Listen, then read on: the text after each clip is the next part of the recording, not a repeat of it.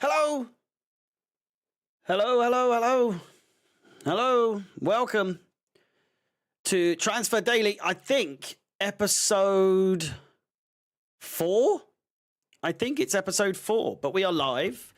And if you are watching this live, if you're watching this in retrospect, please do smash the like button, subscribe, hit the bell notification. We are, as of right now, 2 subscribers away from 12,800 subscribers. We've absolutely flown by on the subscriber front. We are it's gone nuts. It's gone absolutely nuts. But 13,000 subscribers is just around the corner, and we've got a few bits to talk about. So strap yourselves in for the next half an hour, 45 minutes or so.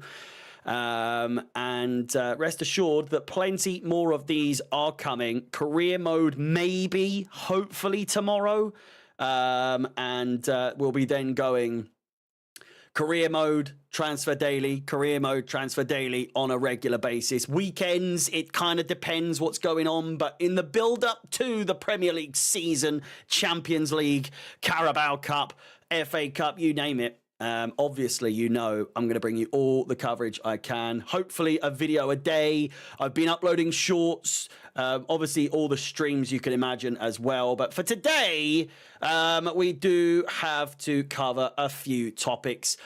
Cole Palmer, Real Madrid, PSG, both interested. We've got Chelsea front of shirt sponsor updates. We've got Eze, Rodgers. We've got a few other bits and bobs, Jackson news, all to go through. I'm thinking the vibe of these shows, it's going to be less of me acting as though this is like breaking news, and more of like a chit chat for me and you in the chat to have. And if you are watching this retrospectively, then of course be sure to tune in 7 p.m. on weekdays. From time to time, you can tune in and have your say on the matter. But again, please do like the video, subscribe, hit the bell notification, just so you don't know, or so that you do know, rather, when I go live for these videos. First and foremost, though, I do want to say thank you to, I don't know what all these are. We've got some top fans in the in the chat. Obviously, I know who all of you are, but you've got crowns and everything next to you. I think it's based on how much you've supported the channel, which it's kind of calling people out all the same, is it not? But anyway, first, I want to mention, we'll get straight into the front of shirt sponsor, shall we? Love from the Caribbean. Big up the Caribbean. Caribbean. Why am I saying Caribbean? The Caribbean. The Caribbean. I don't know if that's how you say it. First of all, we'll get into that in just a second, but I've got to get my bookmarks up because, as we know, I do not have the ability to go onto Twitter on my on my computer. So, front of shirt sponsor is what we're going to go through first. Chelsea shirt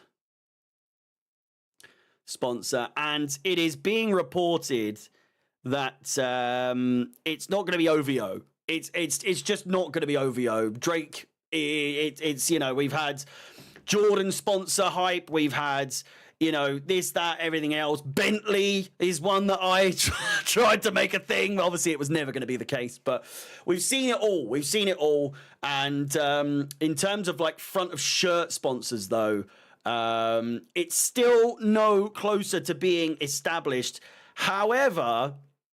However, there's thought to be 10 to 15 shirt sponsors all coming in. So breaking news, Chelsea are said to be in talks with 7 to 10 big global companies over a long-term front of shirt sponsorship, which could be worth £60 million a year. And obviously we've had debates on we've even done streams ourselves where we've gone through designs where we've done them ourselves. Qatar Airways, Fly Emirates, Riyadh Air, Samsung, Damac. We've done it all. And I think it all just comes down to what looks the best. Obviously, when it comes to the club, it's what sells the best or what one makes the most amount of money. But we've all seen the pictures of people's edits with. I mean, I'm looking at the one with Enzo Fernandez right now.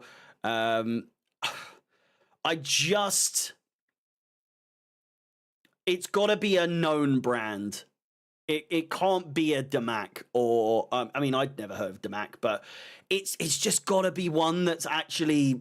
It can't be like a standard Chartered. It can't be I don't want it to be like a Chevrolet or do you know what I mean? If we're having it for the next, like, let's be honest, it's going to be a 10-year deal, more or less. It's going to be one that we have for a long time, to lock them in, to secure a deal for as long as possible and to make as much money as possible on the back of several years now. I say several, that's like 7, but on the back of like 2-3 years now without a front of shirt sponsor. We have to go in big here. We have to go in big, and we can't fuck about it. It's got to be a good one. This year's kits, all of them impeccable, and I've had my thing to say. I've had my say on the Club World Cup badge. For me, doesn't look good. It doesn't look good. The actual design of the badge itself looks all right. It looks okay. But it's too big. The placement of the Club World Cup sponsor or Club World Cup badge, crest, whatever you want to call it, it just doesn't look good. It's just on the kit. I think more so on the away kit. I saw one. I saw someone do an edit on here, like this one. Like, for instance, with Fly Emirates, with that looks all right. That actually does look pretty good. It's on the away kit. It just doesn't look great. It just really doesn't look great. But there's really no there's no clarification. There's no update on who exactly the shirt sponsor candidates are at this current moment in time. And so it's just, again, it's going to have to be a play by ear. I normally do a video immediately once there's front of shirt sponsor news, but I could not in good conscience make an 8-minute video try to, just talk shit pretty much, for lack of a better term, about a non-existent front of shirt sponsor. It's just not something that is established yet, who we've got, what we're going to go with, what companies are available. But it needs to be one that just it fits the vibe of the kit so nicely. I don't want it to be. I mean, it's gonna be the biggest one, surely, in terms of like whoever pays the most. But there has to be a duty of care from the owners and such that it's got to be one that looks nice. It has to be, and they have to work together to make sure that whatever logo it is, they go with the best looking one. For instance, 3 didn't make sense for it to be the big 3. You just have the word 3. How much better would that have looked on our previous kits that we had under 3 if it was just the word 3? And that is a logo that they've gone with over the years as well. So a missed opportunity there. Moving on, obviously, there's been noise. There's been reports, hasn't there? There's been speculation, not even speculation, rumors. Because there is no speculation. Cole Palmer will not leave Chelsea Football Club. It's as simple as that. And I've had my things to say on Twitter, on social media, and I've had people, Alex being one of them, coming back saying, well, this is a bit of a non-starter because, it's not going to happen, so there's not really worth really talking about. But that was only PSG being interested. Now we're looking at it, and we've got, We've got now Real Madrid poking their nose in. It begs the question, how long can we realistically hold on to Cole Palmer? Because unless we become like a real top elite club once again, which after winning the Club World Cup puts us in a very, very good position to do just that. It puts us in a position where we can hold on to players a little longer. players like Cole Palmer. And it is going to be teams like Madrid that cause a stir. PSG, I just don't see a team like PSG being a big enough pull to someone like Cole Palmer, who realistically would rather stay in the UK, I would imagine, if not go to Real Madrid, because as they say, if Real Madrid come knocking, that's when people go. And it's inevitable that if we don't raise our game and start winning Premier League titles and Champions League titles and whatnot, players like Enzo, players like Caicedo, players like Palmer, they're not going to stay at Chelsea forever. They're not going to stay at Chelsea forever. So whilst Cole Palmer to Real Madrid and Cole Palmer to PSG is just not going to happen anytime soon. His contract runs out in 2033. So if anyone's going to pay for him, it's not going to be £250 million. It's going to be just a ridiculous amount more. I'm talking like world record. Obviously, I think Neymar was the world record, 225 million euros back in the day with PSG. It's going to be like 400 million, and that's just never going to happen. It's just never ever going to happen. So, whilst I agree with Alex that it's a non-starter topic, it's worth still talking about the inevitabilities that are coming with players like this that we have on the really, really long contracts. They are going to have their heads turned from time to time. And so with those sorts of things being an inevitability in time to come, in future, we need to start winning trophies regularly, and big ones at that. Champions League, Premier League, in the next 2 to 3 years, we need to win either one or both realistically. With that said, it's obviously, it makes you a little nervous, doesn't it? It does make you a little nervous about the potential, players that we've got moving. Speaking of which, players moving in, it does seem as though there's now rumours about Eze. Eze to Chelsea could be a potential one on the cards. Apparently, Chelsea have entered into talks, or new talks. We were in talks, I think, last summer, but nothing really came of it. But Chelsea have entered into new talks with Eze's agent about a potential move from Crystal Palace. As we know, I'm fairly sure he's been linked heavily with Arsenal. And listen, I know that we've obviously bought João Pedro, Liam Delap, and we've got Esteval coming in, and Gittins has come in as well. So it seems as though our attacking structure has been sort of done. It's like we don't really need to change anything else. But with Nicholas Jackson also potentially moving out, with other players also, Nkunku, João Felix, a load of other players all on the way out. Players like Eze, it's not out of the realm of possibility, but I would say he is obviously a first-team player for a team like Crystal Palace. For a team like Crystal Palace, if he comes into a Chelsea side, does he have guaranteed play time from the get-go? Probably not. Probably not. When you look at the players that we have currently at our disposal, it's not out of the realm of possibility all the same. Luke saying, if we're losing the likes of Mudryk, Madueke, Felix and Nkunku, think one more move in that area makes sense. And it does. I completely forgot, of course, that, Madueke is virtually gone. It is a done deal at this point. No real official word from Arsenal or Chelsea at this point. I think Madueke is still technically classed as a Chelsea player on the website. So we'll have to wait and see what happens with that. But a player like Eze coming in, I mean, how old is he? He's got to be 22? 27 years old.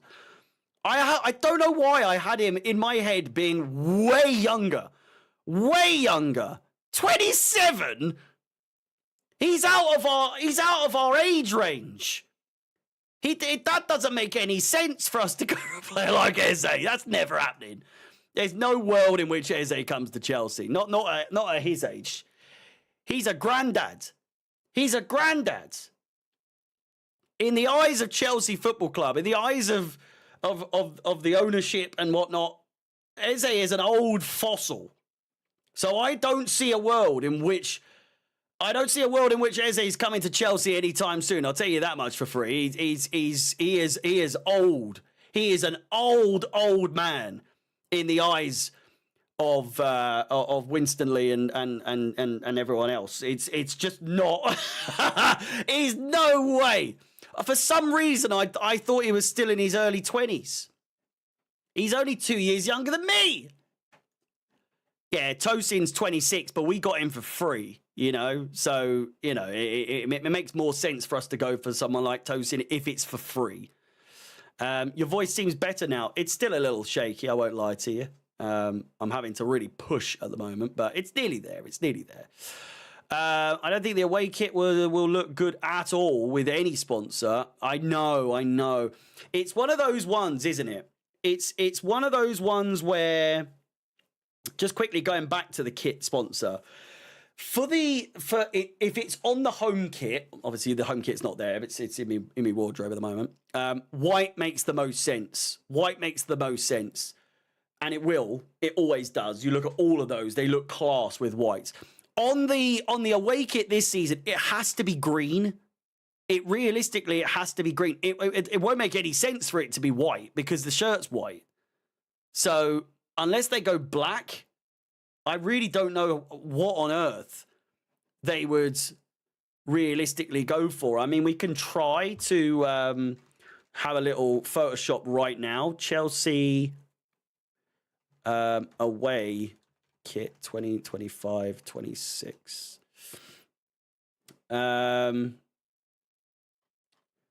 Yeah, I need to get the, like, where's the one? I mean, with sponsor, with sponsor. I haven't seen anyone do it. Oh, I mean, there. That's all right. I mean, it does. I've seen it. I don't know. It's okay. It's okay. Hang on. Let me just figure this out. One sec. Line up screen. Yeah, there we go. That's all good. I just didn't want to leak anything. Not that there is anything to leak, I don't think, but there we go. This is it. This is it with Qatar Airways. And this is what I'm talking, right? The green. And they would absolutely have to do the space in between to allow it to actually show up without the colors. I think that's all right. I think that actually looks pretty decent, you know. It kind of takes away from the design a little bit with the stripes, but all the same, Club World Cup winners badge. And then you got this, which, hang on.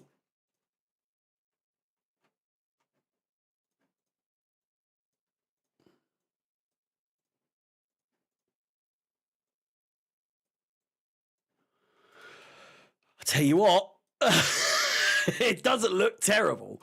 We know it's bigger than this fucking thing, but there we go. This is it with that and the... It's just so goofy looking, man. It looks so goofy. I mean, that doesn't look terrible. You lot are saying smaller, but it's fucking massive. It's bigger than the badge. Obviously, if it was like that, it still looks kind of stupid. I don't know. I think that doesn't look terrible. You know?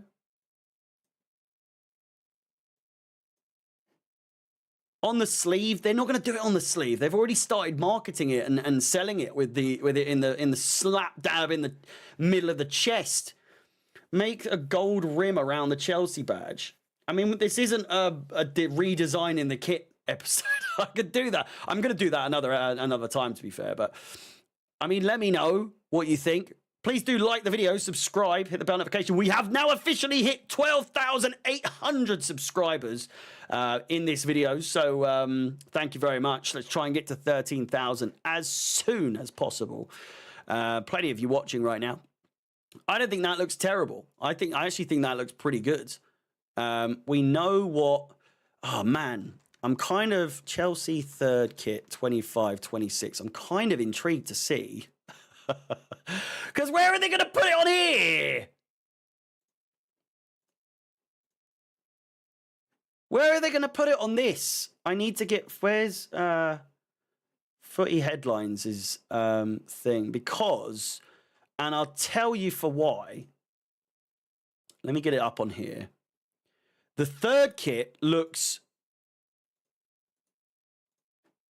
obviously questionable. Because it has it in the middle. So where do you put it? Where do you put it? It can't go there. Like, we know that's what the third kit is more or less going to look like with the total 90s, collaboration. We are one of the clubs to receive why isn't the Nike tick in the center? I mean, is this not the one? Footy Headlines, where is it? It could be that. Under the Nike badge. Let me go on Footy Headlines. Hang on. Footy Headlines. Chelsea.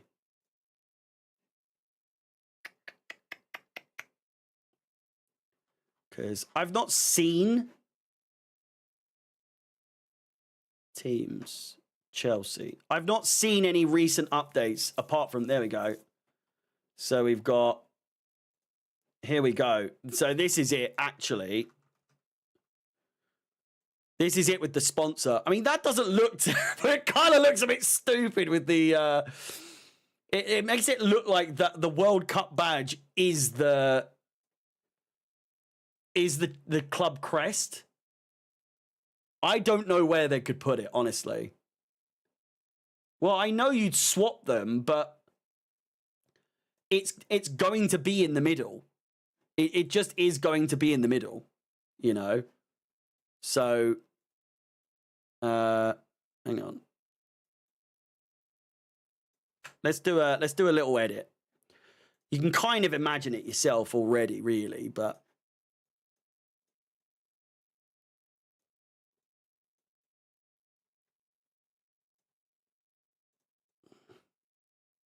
What do you think of that?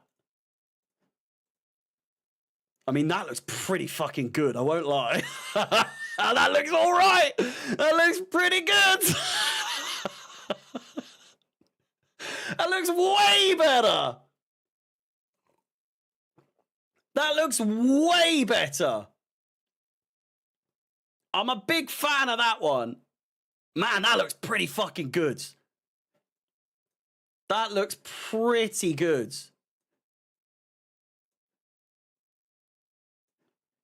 I've got to be honest with you. Let me I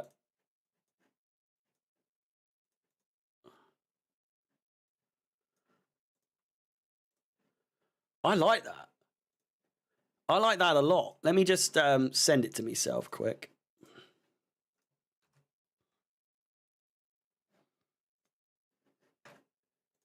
But yeah, I think that looks class.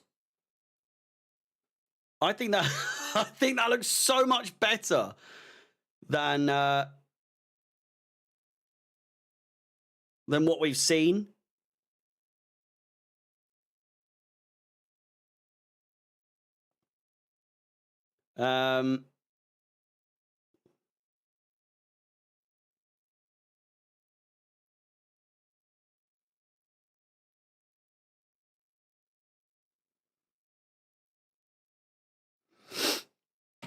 They won't sell it like that unless we iron it on ourselves. I don't know. I mean, obviously this isn't what we're going with, but I think it's a bit of a shame because that looks really nice. That looks stupid. That looks so dumb. Qatar is not our sponsor, no. This is just as an example.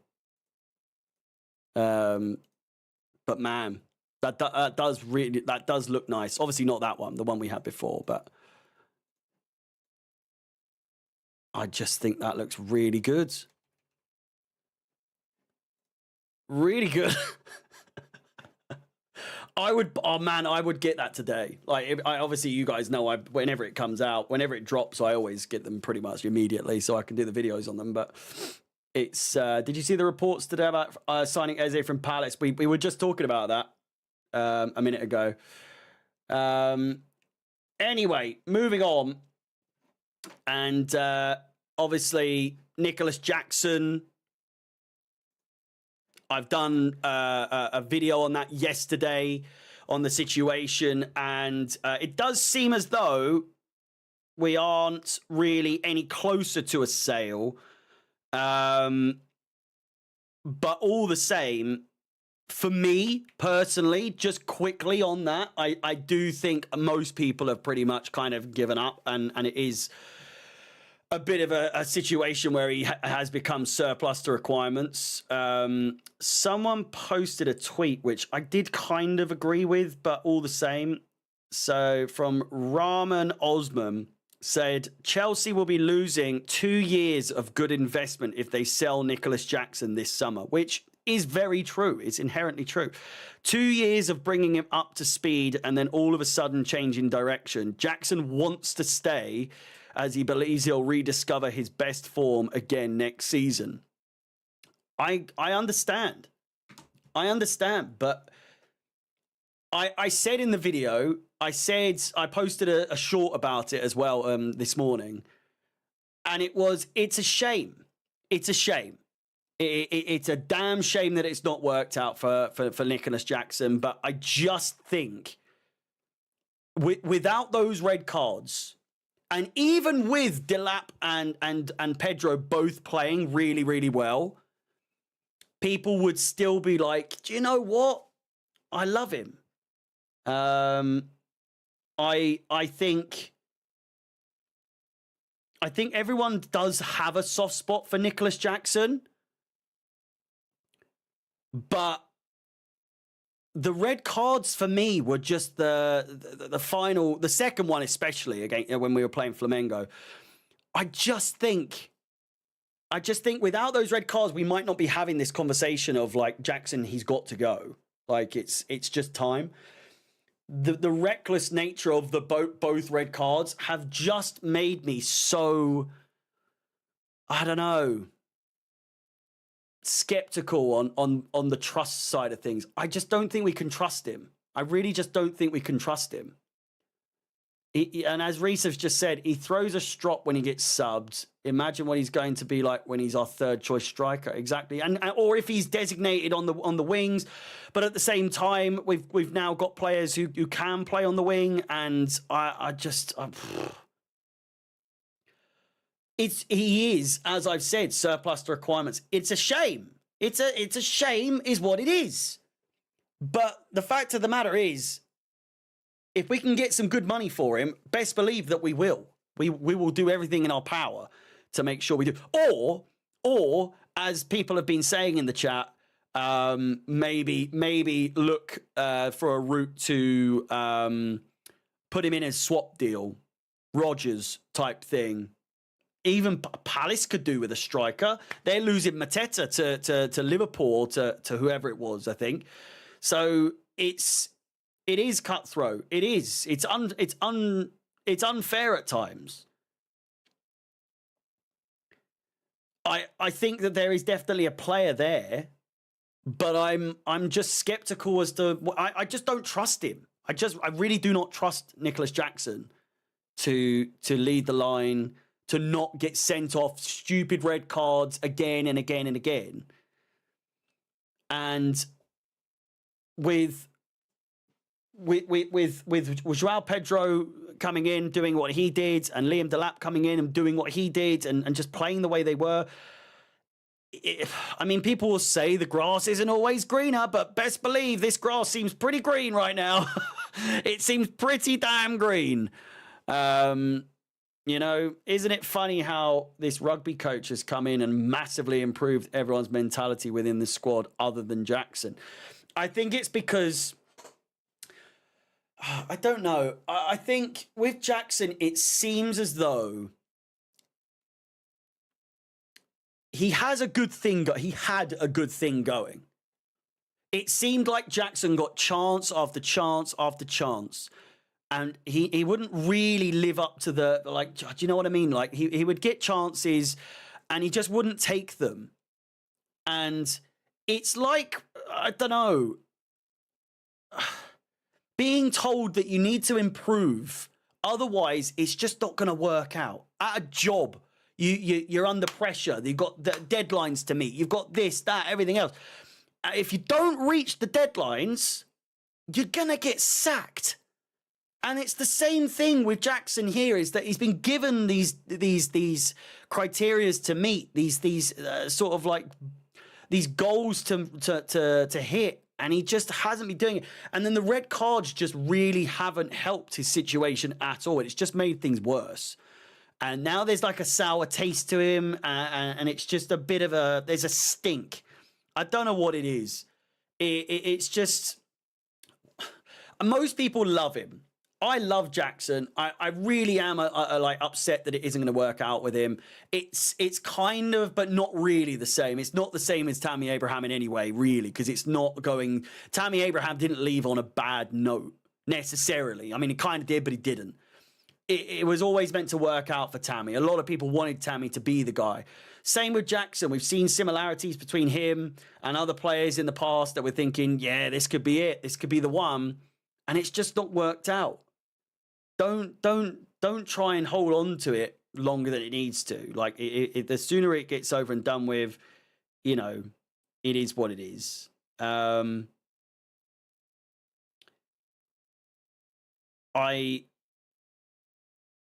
don't know. I don't know. It's sad. It is sad.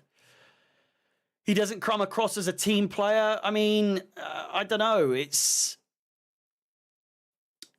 the whole Madueke penalty thing as well. I know that was ages ago and nothing like that has quite happened similar to that, but I don't know. I don't know. Yeah. It's sad. It's sad is what it is.